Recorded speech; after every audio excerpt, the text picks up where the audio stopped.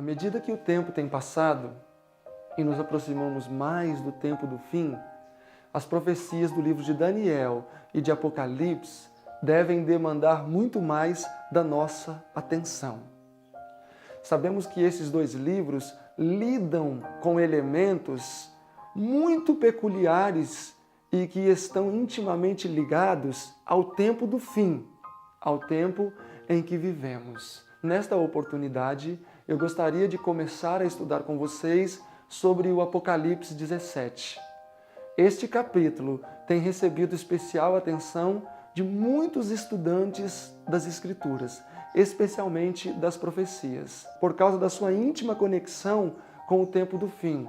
No entanto, muitas visões sobre quem seriam os 7 reis têm surgido, e o nosso intuito é de sermos somente um canal para transmitir para vocês aquilo que acreditamos ser a visão correta sobre a identidade dos 7 reis do Apocalipse. Nesta primeira palestra, o que vamos fazer é um resumo das profecias de Daniel e o resumo também de algumas profecias do livro do Apocalipse para introduzir o capítulo 17. E desde já, eu convido vocês a participarem conosco desse empolgante estudo.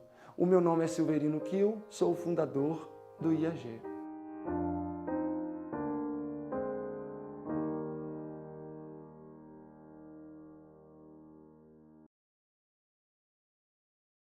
Nos livros da Sra. White, repetidas vezes encontramos a seguinte declaração: o livro de Daniel e o livro de Apocalipse devem ser detidamente estudados, visto que as profecias nestes livros contidas estão intimamente ligadas com os momentos finais que estamos vivendo. De maneira que a inspiração profética não poupou palavras para nos incentivar a estudar estes dois livros, um em conexão com o outro. Nesta oportunidade, eu gostaria de começar fazendo um repasso das profecias do livro de Daniel.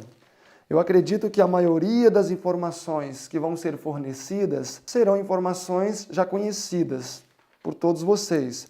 No entanto, para termos uma compreensão mais privilegiada, especialmente do capítulo 17 de Apocalipse, é importantíssimo que entendamos alguns elementos contidos no livro de Daniel e também que tenhamos em mente alguns princípios de interpretação profética que nos ajudarão a termos um norte ao estudarmos as profecias.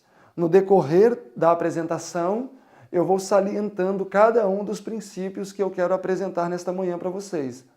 Esses princípios devem ser aplicados no estudo da profecia, para nós não chegarmos a conclusões equivocadas e assim ensinar a outros aquilo que o autor não quis dizer. Convido você a abrir sua Bíblia em Daniel capítulo 1, no verso 1.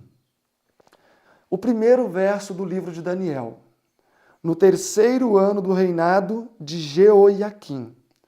Então aqui nós temos o início da trajetória profética do livro de Daniel, iniciando-se no 3º ano do reinado de Jeoiaquim, ou seja, o ano 605. Vale salientar que se você acredita que é o ano 604 ou o ano 606, não tem problema. Por se tratar de uma data antiga, um ano para lá ou um ano para cá não vai interferir tanto neste caso, porque no que diz respeito à entronização de reis, nós temos o ano oficial e o ano de ascensão. São duas coisas distintas. Mas enfim, vamos trabalhar com a data 605, que é a mais comum. Então, a experiência do escopo profético do livro de Daniel começa no ano 605. A irmã White diz que o livro de Daniel e de Apocalipse devem ser entendidos juntos. Então, olhando para o livro de Daniel, nós vamos perceber que ele estabelece um limite. Nós vamos perceber que ele é um delimitador profético. Se a irmã White diz que o livro de Daniel deve ser estudado em conexão com o Apocalipse, é porque ele nos mantém dentro de um bloco. Se Deus nos orienta a analisar o livro de Daniel em conexão com o livro do Apocalipse, e estes estão relacionados com o tempo do fim, é porque o livro de Daniel estabelece um limite o qual devemos respeitar. E qual é o limite máximo ascendente no que diz respeito à cronologia no livro de Daniel? No ano 605.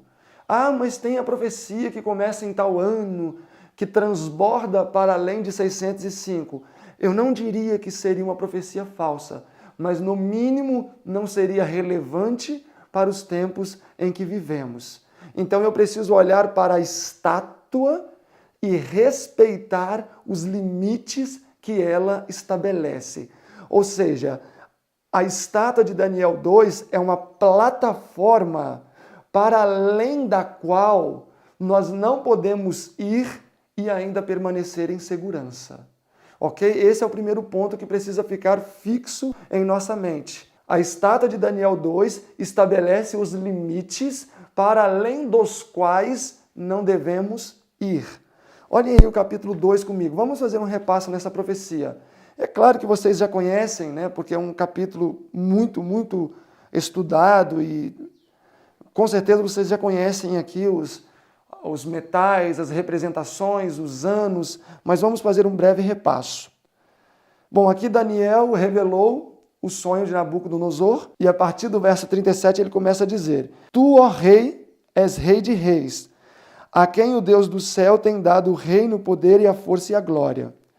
E onde quer que habitem os filhos dos homens, na tua mão entregou os animais do campo e as aves do céu, e fez que reinasse sobre todos eles.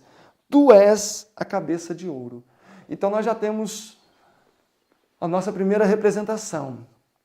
A cabeça da estátua representando Babilônia. E Babilônia permaneceu como um império mundial desde 605 até o ano 539, quando foi sucedida pelos medos e persas. Então a cabeça de ouro representa o Império Babilônico.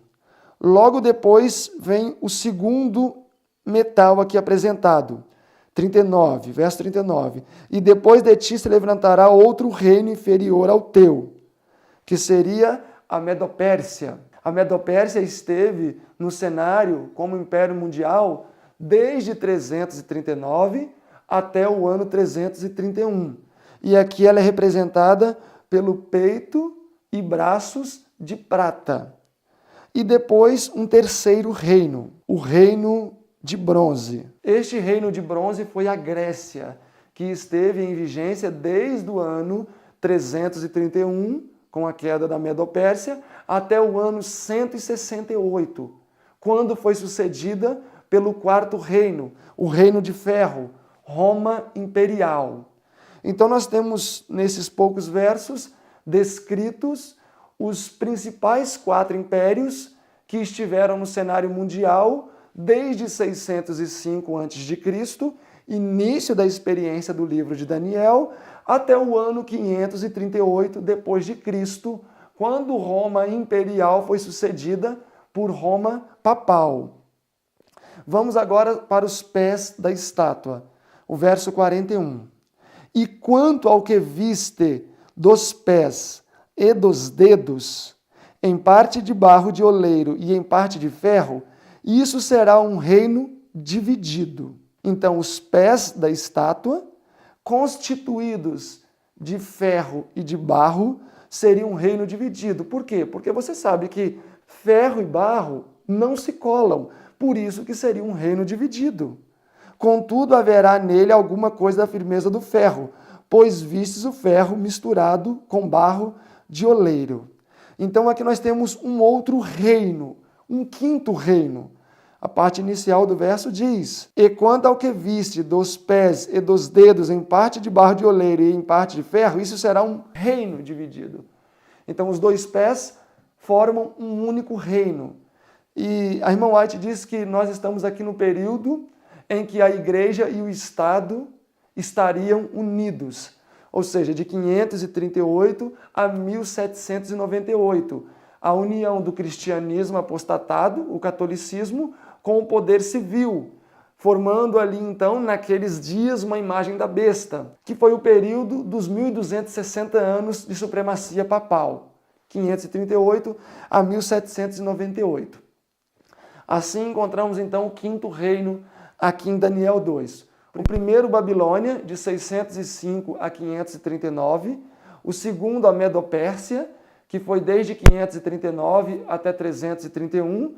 O terceiro, a Grécia, que foi do ano 331 até o ano 168 a.C., todas essas datas. E o quarto reino, Roma Imperial, 168 a.C. a 538 depois de Cristo. E o quinto reino, Roma Papal, agora depois de Cristo, 538 a 1798. Ainda no capítulo 2, nos resta falar sobre os dedos. Porém, eu vou voltar a falar sobre os dedos daqui a pouco. Primeiro, eu preciso acrescentar mais alguns detalhes que nós vamos abstrair de Daniel 7. Contudo, neste momento, eu gostaria de salientar o nosso primeiro princípio, que seria o paralelismo progressivo, ou simplesmente repetição e ampliação. Repetição e ampliação. Silverino, explica um pouco melhor o que seria repetição e ampliação. Bom, o que seria então repetição e ampliação? Seria a repetição de uma mesma informação, porém com detalhes sendo acrescentados. Ok? Daniel, capítulo 2, diz que Babilônia seria representada pela cabeça de ouro. Ok? Quando nós vamos para Daniel 7, nós vamos ver sendo descrita ali a mesma profecia mencionada no capítulo 2, tendo início no mesmo ano, porém com símbolos totalmente diferentes sendo empregados. Daniel 2, Babilônia igual uma cabeça de ouro. Daniel 7, Babilônia é igual um leão com asas que voava, que foi posto de pé, que tinha coração de homem e com uma série de detalhes riquíssimos acrescidos. Então, em Daniel 2, temos uma profecia com escassez de detalhes, com informações limitadas. Em Daniel 7, nós temos a repetição da mesma profecia com inúmeros detalhes acrescentados. Ok? Em Daniel 2, Medo-Pérsia, somente peito e braços de prata. Daniel 7, um urso, tendo costelas na sua boca, sendo mais alto de um lado do que o outro, destruía e fazia em pedaços, entre outros detalhes. Então, olha a quantidade de informação que foi acrescida à descrição do Império Medo-Persa em Daniel 7. Quando nós avançamos para Daniel capítulo 8, nós vamos perceber que existe ali a repetição da mesma profecia. Ah, mas em Daniel 8 não apresenta Babilônia. Claro que não. Babilônia já estava na eminência de cair. Ou seja, ela iria sair do cenário profético.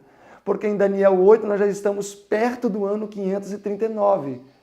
Porém, em Daniel 8 é apresentada a mesmíssima profecia que foi anteriormente apresentada em Daniel 2 e em Daniel 7. Quando nós avançamos para Daniel 10 a 12, que compõem um mesmo bloco profético, nós vamos ver que chegamos à carga máxima de ampliação. Então, Daniel 2, um esqueleto, magrinho, pouquíssimas informações, porém relevante, porque é ali que nós temos o nosso delimitador. E as profecias do livro de Daniel, que vem a partir do capítulo 2, todas elas respeitam o limite estabelecido por Daniel 2. Nos capítulos seguintes a Daniel 2, você não vai encontrar nenhuma profecia que transborda para além dos limites de Daniel 2, ok? Então, Daniel 2, magrinho, um esqueleto. Daniel 7, mais detalhes introduzidos. Daniel 8 e 9, que formam um bloco profético, Daniel 8 e 9, mais riqueza de detalhes. Daniel 10 a 12, chegamos ao ápice destas ampliações, onde encontramos a ampliação máxima, ok? Então isso é repetição e ampliação, paralelismo progressivo. No livro de Apocalipse acontece a mesma coisa. O livro de Apocalipse é dividido em duas seções principais. Capítulo 1 a 11, a primeira seção, e o capítulo 12 a 22, a segunda seção.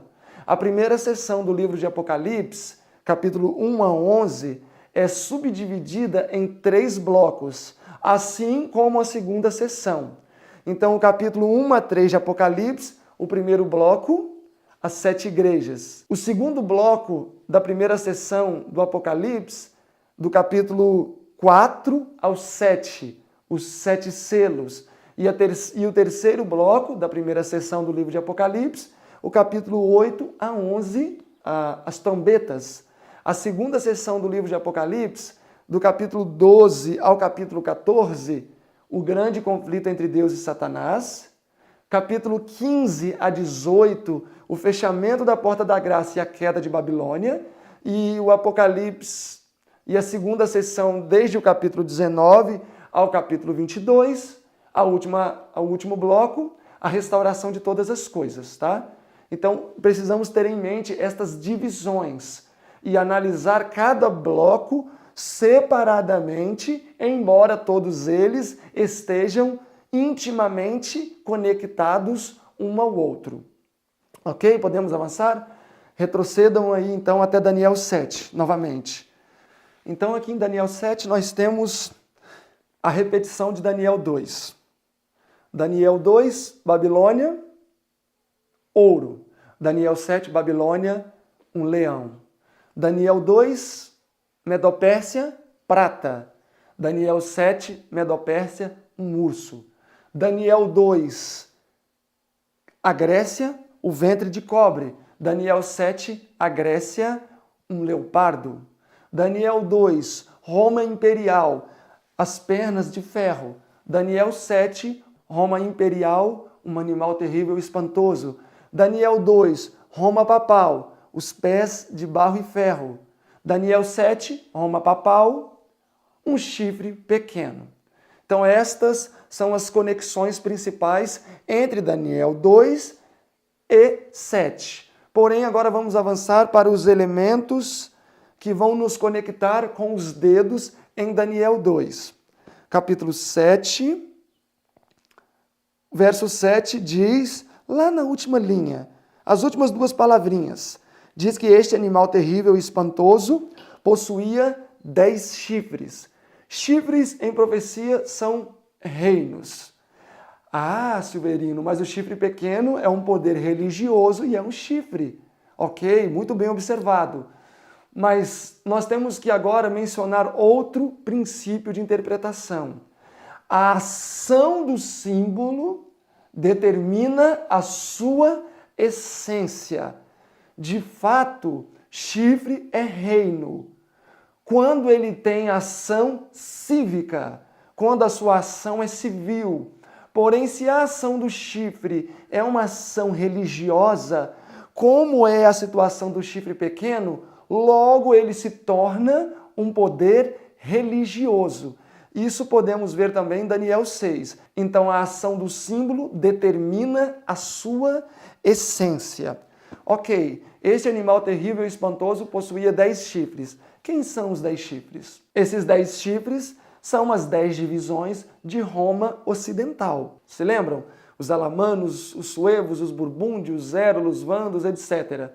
A partir do ano 331, com o translado da sede de Roma Imperial da Itália para Constantinopla, a parte ocidental do Império Romano ficou desguarnecida, possibilitando assim os invasores bárbaros vindos do norte atacarem aquela parte do Império Romano.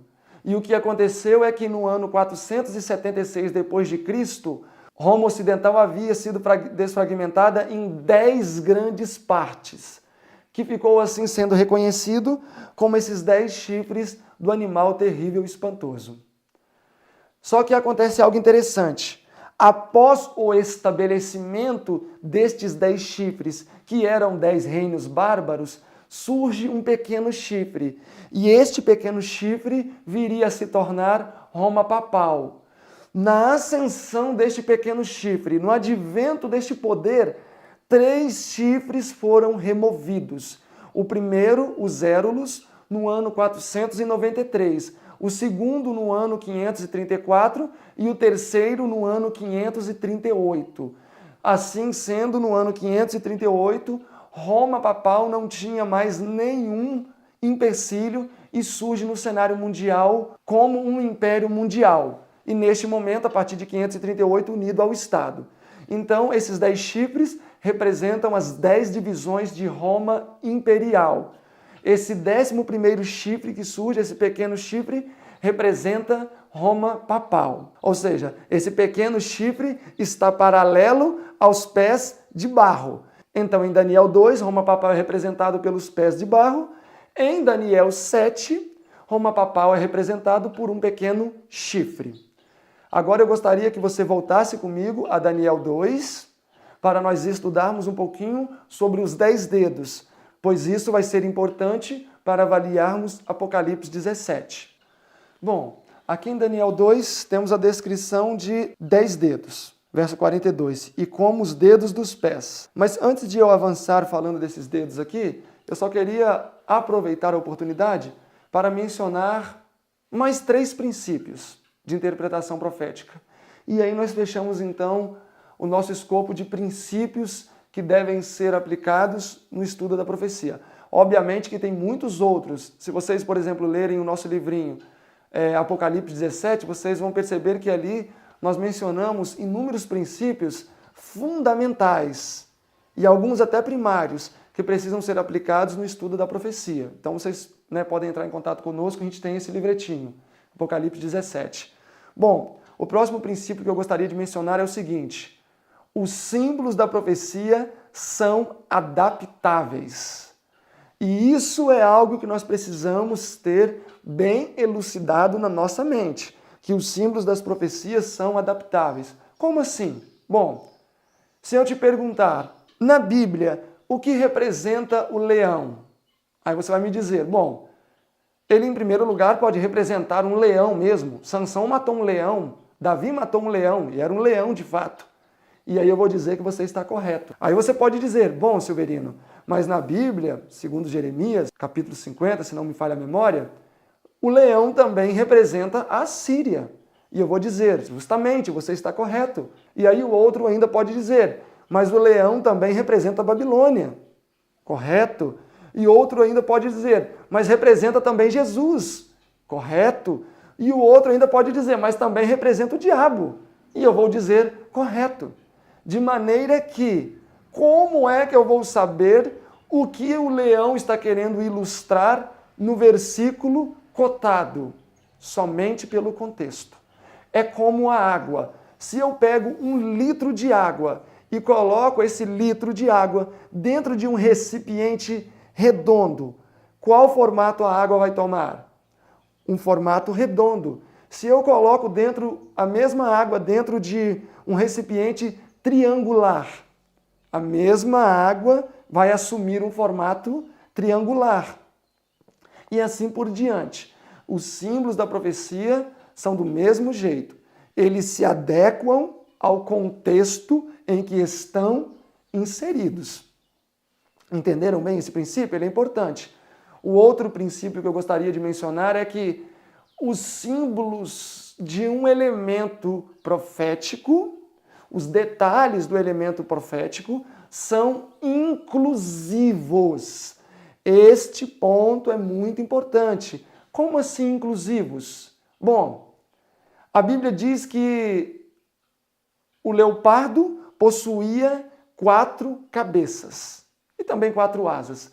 Quem são as 4 cabeças? Bom, nós sabemos que são os 4 generais de Alexandre, Cassandro, Lisímaco, Ptolomeu, Seleuco, que dividiram o mundo nos seus dias em 4 grandes partes, e cada um desses generais assumiram uma das partes. Porém, quando a Bíblia apresenta este símbolo no ano 331 como Império Mundial, já o apresenta com as 4 cabeças, porque anos mais tarde, com a morte de Alexandre, o império seria dividido. Então, o símbolo foi apresentado no seu aspecto integral, desde o seu início até o seu fim. Olhando para o 4º animal de Daniel 7, a mesma coisa. Roma imperial surgiu no cenário mundial em 168. Os 10 chifres só iriam surgir assumindo a sua posição ali dentro da profecia no ano 476 depois de Cristo, ou seja, mais de meio milênio mais tarde. Porém, quando o símbolo foi apresentado, ele já foi apresentado completo, com todos os seus detalhes, com todas as suas nuances. Senão iria ter que acontecer o quê? À medida que os anos fossem passando, ia ter que surgir um chifre. No ano 351, depois de Cristo, surgiria um chifre, porque foi quando o primeiro império bárbaro se estabeleceu. E assim teria que começar a surgir chifres. No ano 476 deveria começar a surgir um chifre pequeno. Isso seria incoerente. Então o símbolo é apresentado no seu estado integral. E à medida que os anos vão avançando, cada elemento, cada detalhe do símbolo vai assumindo o cenário, sendo que anteriormente esse elemento já foi apresentado. Ficou claro esse ponto? Ok, o último princípio que eu quero salientar. A profecia sempre vai da base para o topo. Por exemplo, Daniel 2, nós temos o início do Império Babilônico em 605. E a conclusão do capítulo é o estabelecimento do reino de Deus. Embora limitado, nós temos o quadro completo. Daniel 7, nós temos o início do escopo profético ali com Babilônia, porém temos os santos do Altíssimo recebendo o reino. E assim sucessivamente. De maneira que quando você olha para cada bloco profético, você vai perceber que ele começa num período específico e sempre vai terminar alcançando o ápice. Sempre vai terminar alcançando o ápice. Alguma coisa relacionada ao estabelecimento do reino de Deus, a segunda vinda de Jesus, a herança dos santos. Por quê? Porque a profecia sempre vai da base para o ápice. E quando nós olhamos em uma visão geral, eu não sei se eu vou conseguir traduzir em palavras o que passa na minha mente nesse momento, por mais que cada bloco de análise profética vai desde a base ao topo, desde o início ao ápice, este mesmo processo vai sendo transferido para os blocos seguintes, mas não simplesmente porque os segundos vão da base para o ápice, mas eles vão chegando na culminância dos últimos dias também. De maneira que Daniel 11, fechando com Daniel 12, nós temos agregados toda a riqueza de detalhes pertinentes aos últimos dias, ok? Assim a gente fecha então a colocação desses princípios. Agora vamos avançar aqui em Daniel 2, falando dos dedos.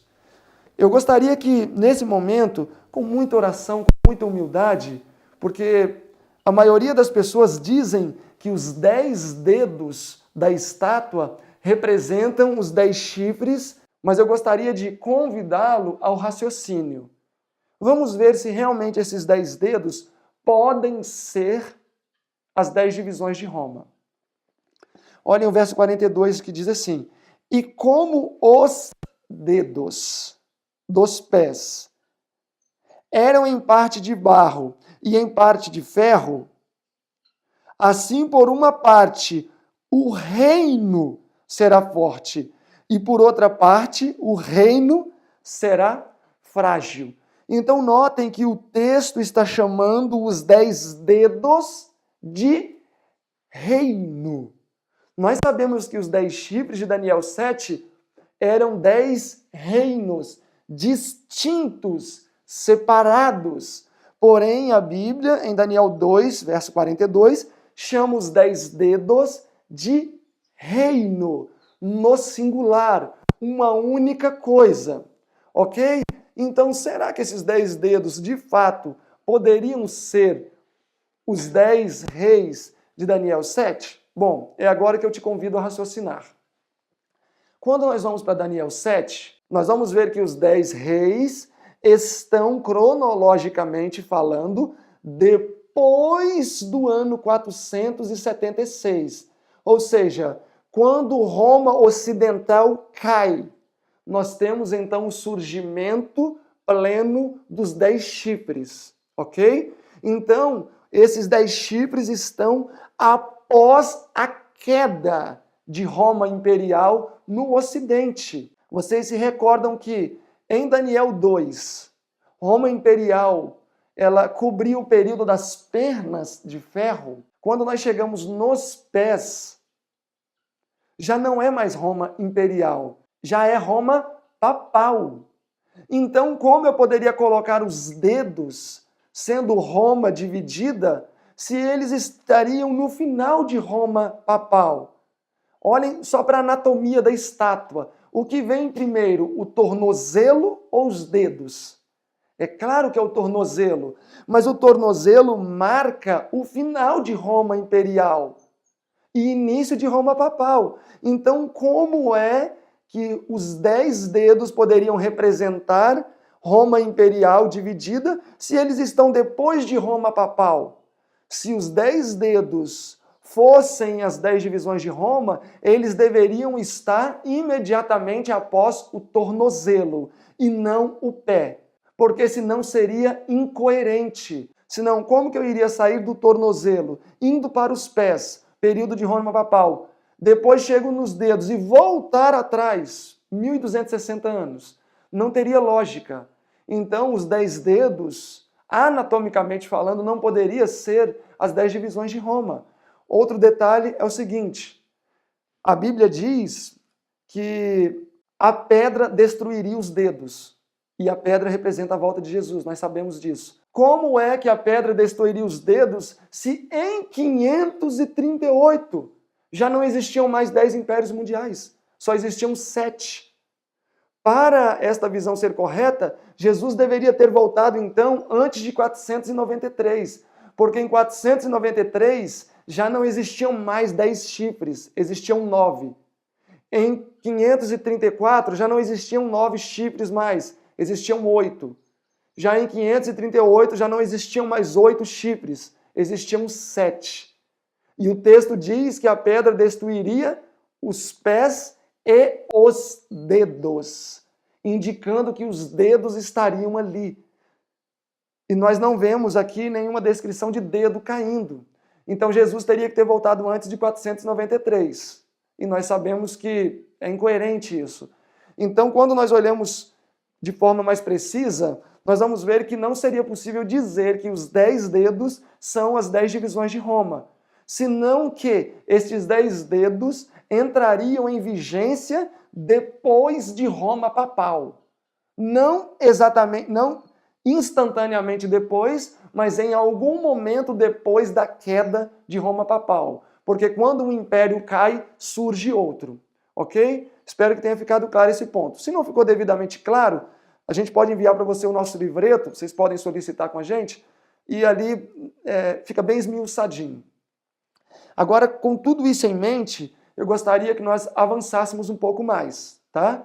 Eu não sei se ficou claro o suficiente, mas vocês podem talvez voltar o vídeo atrás e ver cada detalhe, podem entrar em contato conosco também para poder obter algum esclarecimento a mais. Eu gostaria agora de migrar com vocês para Apocalipse, Apocalipse 12. Na segunda sessão do livro de Apocalipse, a partir do capítulo 12, nós vamos encontrar a mesma cadência identificada em Daniel, capítulo 2, 7, 8 a 12. A mesma cadência. E eu gostaria que nós fizéssemos um repasso aqui no capítulo 12 e no capítulo 13, salientando alguns elementos importantes para o entendimento do capítulo 17. Agora só vale lembrar um detalhe: o capítulo 12 será abundantemente ampliado pelo capítulo 13. O mesmo acontece com o capítulo 13, referindo-se ao 17. Ou seja, o 17 vai ampliar o 13. Ok? Então eu gostaria que vocês me acompanhassem aqui no capítulo 12, onde no verso 1 diz o seguinte: E viu-se um grande sinal no céu, uma mulher vestida de sol, tendo uma lua debaixo dos seus pés e uma coroa de 12 estrelas sobre sua cabeça. E estava grávida e com dores de parto, gritava com ânsias de dar à luz.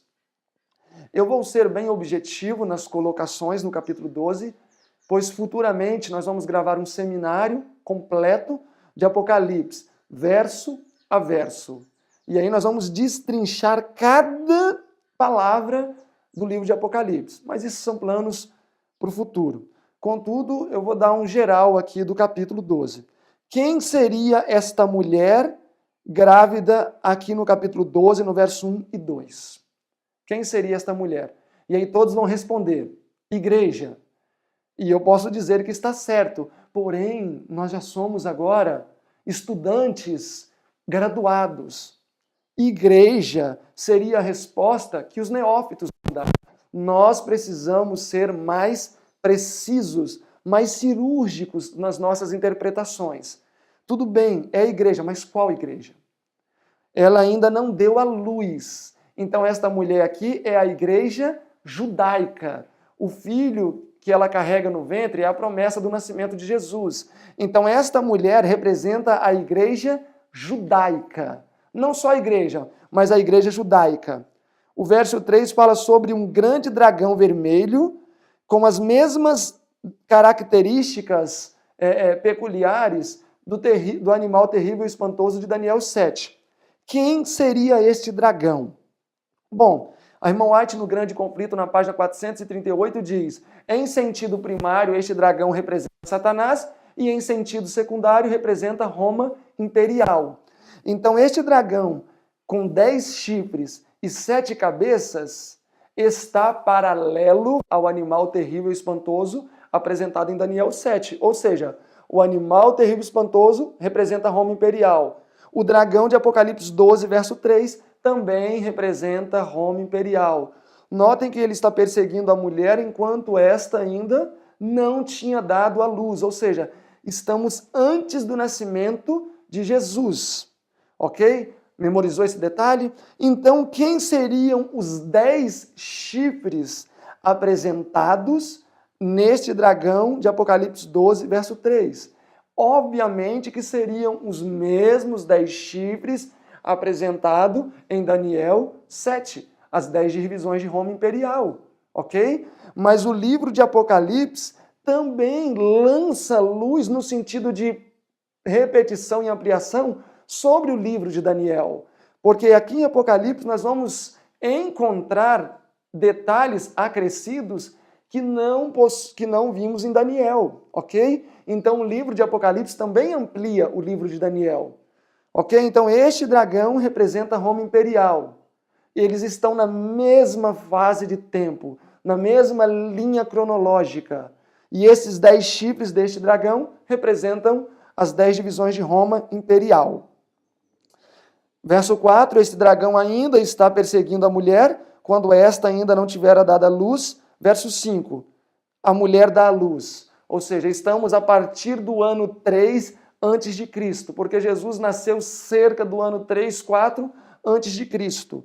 E deu à luz um filho homem que há de reger todas as nações com vara de ferro. O seu filho foi arrebatado para Deus e para o seu trono. Então, o verso 5, nós temos um período de 33 anos, desde o ano 3, 4 antes de Cristo até o ano 31. Período da morte de Cristo. De maneira que o verso 5 abarca um período de 33 anos, o período da vida do nosso Salvador, ok? Verso 6. E a mulher fugiu para o deserto. Quem é esta mulher no verso 6? Agora nós já estamos em outra fase da igreja. Nós já não estamos mais na fase da igreja judaica, pois a igreja judaica deixou de ser a igreja de Deus no ano 34, mudando assim de fase. Ok? Então aqui no verso 6 nós temos sim a igreja de Deus representada por uma mulher pura, porém não é mais a igreja judaica. Nós estamos agora na fase da igreja no deserto. Ok? E a mulher fugiu para o deserto, onde já tinha lugar preparado por Deus para que ali fosse sustentada durante 1260 anos. Então a mulher fugiu para o deserto, ela fugiu para o início do ano de 538, avançando até o ano de 1798, período da profecia dos 1260 anos. A mulher não fugiu para o deserto da Arábia. Quando a Bíblia diz que ela fugiu para o deserto, é que ela foi introduzida em um período circunstancial difícil. Deserto denota sofrimento, escassez, pobreza. Então esta mulher circunstancialmente fugiu para o deserto, onde permaneceu 1260 anos, ok? Então nós, quando olhamos a palavra deserto, ela é sinônima dos 1260 anos. Então, deserto, 1260 anos, 1260 anos, deserto, remontam a mesma coisa. Ok? Avançando aí na linha de raciocínio, verso 14. E foram dadas à mulher 2 asas de grande águia para que ela voasse para o deserto. Ok? Deserto, situação circunstancial. Ao seu lugar, onde é sustentada por um tempo, tempos e metade de um tempo fora da vista da serpente. A serpente aqui também é sinônimo com o dragão. Então, novamente, repete a ideia de que a mulher fugiu para o deserto, onde foi sustentada por 1260 anos. Novamente, reenfatizo que isso vai ser importante para Apocalipse 17, que o deserto é sinônimo dos 1260 anos. Verso 15. E a serpente, que é o mesmo dragão, lançou água da sua boca atrás da mulher. Nós estamos agora falando das perseguições papais durante os 1260 anos. Verso 16. E a terra ajudou a mulher, a igreja no deserto, e abriu a sua boca e tragou o rio que o dragão lançara da sua boca. Então agora, só solidificando a informação já dada, que a serpente é sinônima do dragão. O verso 15 diz que a serpente lançou água. E o verso 16 inteira o pensamento dizendo que a serpente, na verdade, é o dragão. O mesmo dragão mencionado no contexto. Porém, eu gostaria de chamar a sua atenção agora a um detalhe. Para entender a profecia, nós precisamos ser meticulosos em entender os detalhes. O dragão continua o mesmo. É o mesmo dragão mencionado no verso 13. Porém, assim como a mulher mudou de fase de igreja judaica para a igreja no deserto, o dragão também mudou de fase, da fase imperial para a fase papal. Então, aqui no capítulo 12, a partir do verso 15, onde se apresenta o dragão investindo contra a mulher, já não é mais Roma imperial. Mudamos drasticamente de fase. Logo, os 10 chifres apresentados no dragão, a partir do verso 15, que é repetido no capítulo 13, verso 1 e 2, onde diz que o dragão também tinha 10 chifres, e este dragão de Apocalipse, esta besta de Apocalipse 13, verso 1, é o mesmo dragão de Apocalipse 12, a partir do verso 15. É o mesmo poder. Os dois têm 10 chifres, os dois têm as mesmas descrições, ok? Então, esses 10 chifres apresentados no dragão, a partir do verso 15, já não são mais os 10 chifres apresentados no dragão no verso 3. Por que não pode ser? Porque em 538, 10 chifres já caíram. 493, 534 e 538. De maneira que, se eu disser que os 10 chifres do dragão de Apocalipse 12, 3 são os mesmos 10 chifres do dragão de Apocalipse 13, verso 1, seria incoerente. Por quê? Porque em 538 já não seriam mais 10 chifres, senão seriam 7 chifres. Então, na mudança de fase, muda-se também o valor dos emblemas dos símbolos. Ou seja, as características dos símbolos também vão mudar de essência. Em alguns casos vão continuar o mesmo, pois os símbolos são inclusivos. E qual o símbolo que não muda de essência com a mudança de fase na profecia? Símbolos que ainda não atingiram a sua oportunidade de manifestação no cenário, ok? Estes permanecem até que a sua oportunidade de surgirem chegue. Então vamos avançar. Espero que não esteja fazendo uma confusão na sua mente. Mas é necessário estudar olhando os detalhes, senão a nossa compreensão vai ser deficiente. Parta de uma premissa errada e sua conclusão certamente vai ser errada. Ok? Então o dragão que está perseguindo a mulher não é Roma imperial, Roma papal, porque o deserto é o período dos 1260 anos, onde Roma imperial perseguiu a igreja. Ok? Verso 17. E o dragão irou-se contra a mulher. O dragão irou-se contra qual mulher? Uma pergunta importante. O dragão irou-se contra qual mulher? Quando nós olhamos no contexto, nós vamos ver que o dragão queria tragar o filho que a mulher daria à luz. Mas o texto não diz que o dragão estava irada com esta mulher grávida. Ou seja, o texto não diz que o dragão estava irado contra a igreja judaica. O texto diz que o dragão queria devorar o filho que esta mulher geraria. E nós sabemos que, olhando para a história da igreja judaica, na verdade, eles não tinham muitos problemas com o dragão ou com Roma imperial. Na verdade, eles até se uniram para matar Jesus. Se uniram na tentativa de tragar o filho que a mulher daria à luz. Então, no contexto, o dragão não estava irado contra a mulher grávida, estava irado contra o fruto que a mulher trazia.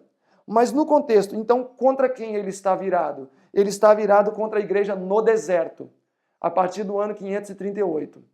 É claro que teve ira também do dragão contra a igreja primitiva, obviamente, mas contextualmente falando, nós precisamos ser fiéis ao contexto. O dragão estava irado contra a mulher no deserto. Seguindo Apocalipse 17, seguindo então o raciocínio do verso 17, o dragão irou-se contra a mulher, 1260 anos. E foi fazer guerra ao remanescente da semente. Outro detalhe que eu gostaria de chamar a atenção de vocês. Nós vamos encontrar 3 elementos sucessivos no verso 17. O dragão irou-se contra a mulher. Foi fazer guerra ao remanescente da semente. Ok? Então nós temos a mulher, a semente e o remanescente da semente que sofrerá a ira do dragão, que sofrerá a guerra do dragão. Então, o primeiro elemento, a mulher, sofreu a ira do dragão. E aí nós temos a semente, mas o texto não diz que aconteceu nenhuma agressão contra a semente, ou seja, a semente saiu ilesa do dragão, não sofreu nem a ira e nem a guerra. Então, irou-se contra a igreja no deserto, a semente neutra, e fará guerra. Pior do que a ira é a guerra. E fará guerra contra o remanescente da semente da mulher. Então, mulher, semente, remanescente. Ele vai fazer guerra contra o remanescente da semente. Nós sabemos que o remanescente é o remanescente fiel de Deus. A igreja triunfante. Nós sabemos que a mulher é a igreja no deserto. E agora, quem então seria a semente? Bom, eu não vou falar para você qual é a semente, porque pode ser muito polêmico. Contudo, eu deixo aí a deixa para você avaliar pesquisando, para tentar identificar quem seria esta semente da mulher que geraria o remanescente, porém que não sofreria a ira do dragão. Agora, o que vale mencionar é o seguinte: este verso 17 será ampliado pelo capítulo 13. Avancemos então? Aqui no capítulo 13 de Apocalipse, do versículo 1 ao versículo 10, vai descrever uma besta e sua ação. Porém, essa besta porta as mesmas características do dragão apresentado no capítulo 12. Ok? Olhando aí novamente o versículo 17 do capítulo 12, novamente volta a dizer, o capítulo 13 vai ampliar o capítulo 12. Porém, a parte que vai sofrer a ampliação máxima é a conclusão do capítulo 12. O verso 17. O capítulo 12, verso 17, a primeira parte do verso, onde diz, e o dragão irou-se contra a mulher, e o dragão irou-se contra a mulher quando? Quando ele lançou água da sua boca atrás da mulher, durante o período dos 1260 anos. Então, esta primeira parte aqui do verso 17, o dragão irou-se contra a mulher, vai ser ampliada pelo capítulo 13, do verso 1 ao verso 10, porque aqui vai relatar com detalhes como foi esta ira do dragão contra a mulher durante o período dos 1260 anos. O capítulo 13, verso 5 até menciona a mesma profecia, que esta besta assolou a igreja durante 1260 anos, assim como o dragão esteve irado contra a mulher durante 1260 anos. Ok? Então, repetindo o detalhe. O capítulo 12, verso 17, a primeira parte do verso 17, o dragão irou-se contra a mulher, é ampliado pelo capítulo 13, do verso 1 ao verso 10. Já a segunda parte, onde o remanescente sofre a guerra do dragão, também vai ser ampliado pelo capítulo 13, porém desde o versículo 11 ao versículo 18. Então a parte do verso 17 do capítulo 12 que diz, e o dragão foi fazer guerra ao remanescente, é ampliado aqui no capítulo 13, desde o verso 11 ao verso 18. Estou repetindo porque isso precisa ficar claro na nossa mente. A profecia trabalha com um esquema de repetição e ampliação. Então, como será essa guerra, Silverino, que o dragão fará contra o remanescente? É só você ler o capítulo 13, verso 11 ao 18. Vai estar descrito aqui em detalhes como esta guerra vai acontecer, ok? Então, o capítulo 12 é ampliado pelo capítulo 13. Mas eu gostaria de ampliar o capítulo 13, pois esse capítulo é maravilhoso. Como é que eu vou ampliar o capítulo 13? Muito simples. Eu vou ao capítulo 17. O capítulo 13 amplia o 12, o capítulo 17 amplia o 13. De maneira que o capítulo 17 é a ampliação máxima do escopo da profecia da segunda sessão do Apocalipse. Porque o capítulo 17 e 18 é um parênteses aberto para se mencionar por que juízos tão graves vieram sobre Babilônia. Quando você vê o verso 1 do capítulo 17, diz que um dos anjos que tinha as 7 taças da ira de Deus, que apresentou o capítulo 17 e 18 para João, ou seja, a porta da graça já tinha fechado. Porque o capítulo 16 fala sobre o fechamento da porta da graça e a queda das pragas, né? Capítulo 15 e 16. E o capítulo 19, fechando a sessão, já fala sobre a vinda de Jesus. Então, o capítulo 17 e 18 é um parênteses para se responder uma pergunta. Por que juízos tão severos vieram sobre Babilônia? Então, o capítulo 17 e 18, que nós vamos abordar no nosso próximo encontro, é a ampliação máxima do livro de Apocalipse, não só do Apocalipse, mas também do livro de Daniel. Contudo, não haverá tempo para fazermos isso nesta oportunidade. E vocês vão ter que esperar. No nosso próximo encontro, nós vamos mergulhar de bico no capítulo 17, e no capítulo 17, sim, nós vamos fazer um estudo meticuloso, interpretando cada fragmento, tá? De cada versículo apresentado, especialmente no capítulo 17. E vai ficar muito claro no fechamento do estudo do capítulo 17 quem seriam os 7 reis apresentados aqui neste capítulo. Desta maneira, eu agradeço pela oportunidade que vocês nos concedeu neste momento e pedimos que vocês não deixem de se inscrever no nosso canal. Se vocês perceberem as nossas visualizações, para um canal iniciante e muito simples, tem até uma quantidade satisfatória de visualizações, incompatível com a quantidade de inscritos. Então, se vocês puderem toda vez que assistirem os nossos vídeos, se inscreverem, seria maravilhoso. E também não deixar de divulgar, né, com seus amigos, com seus parentes e familiares, para que todos possam nos ajudar a levar a cabo esta missão. Praticamente essa parte do canal são duas pessoas que fazem, eu e o Rafael. Então, contamos com o apoio de vocês para nos ajudar nessa grandiosa missão. Muitas pessoas têm sido abençoadas, muitas pessoas, né, mandam e-mails, escrevem, entram em contato dizendo que dúvidas foram tiradas, soluções foram alcançadas na resolução de problemas, né, pelos nossos vídeos reflexivos ali, de orientação, etc. Então, você pode abençoar outras pessoas também, se tão somente você nos ajudar a compartilhar o nosso material. Seja um replicador dos nossos vídeos, tá? Entre em contato conosco. Agradecemos pelo carinho, pela oportunidade e até o nosso próximo encontro.